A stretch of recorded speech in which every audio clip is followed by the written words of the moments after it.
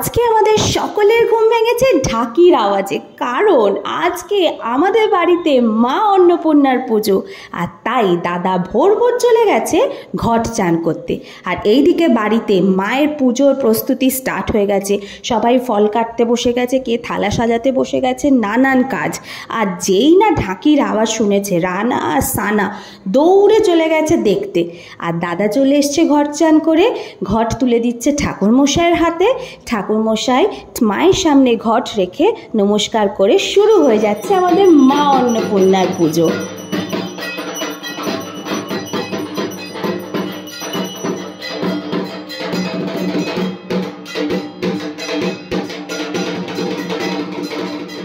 মা অন্নপূর্ণা পুজোর প্রস্তুতি অলমোস্ট কমপ্লিট। ঠাকুরমশাই মন্ত্র পড়তে শুরু করে দিয়েছে। আর এইদিকে দেখো দাদা ধুনো দেওয়ার ব্যবস্থা করছে। আর এরপরে দেখবে আমাদের মায়ের আরতি স্টার্ট হয়ে গেছে।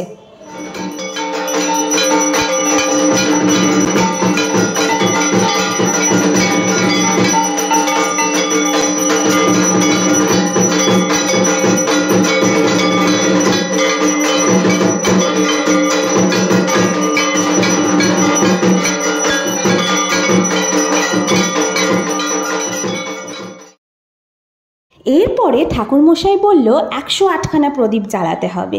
তাই আমরা সবাইকে ডেকে নিয়ে এলাম, যে যার মনের কামনা ঠাকুরকে জানিয়ে একটা একটা করে প্রদীপ জ্বালিয়ে তুলল।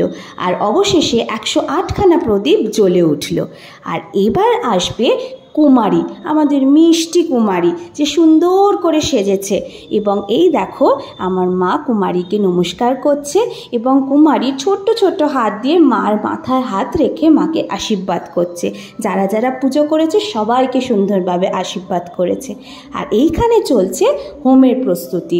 বালি দিয়ে, কাঠ দিয়ে, ঘি দিয়ে, যা যা লাগে হোমের জন্য সব কিছু নিয়ে ঠাকুরমশাই শুরু করে দিয়েছে হোমের প্রস্তুতি।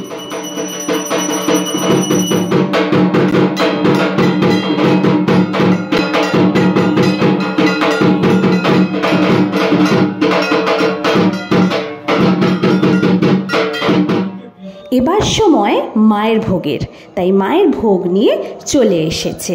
মায়ের ভোগ দিয়ে শেষ হলো আজকে সকালের মতো মা অন্নপূর্ণার পুজো। এটা হচ্ছে সন্ধেবেলার আরতি।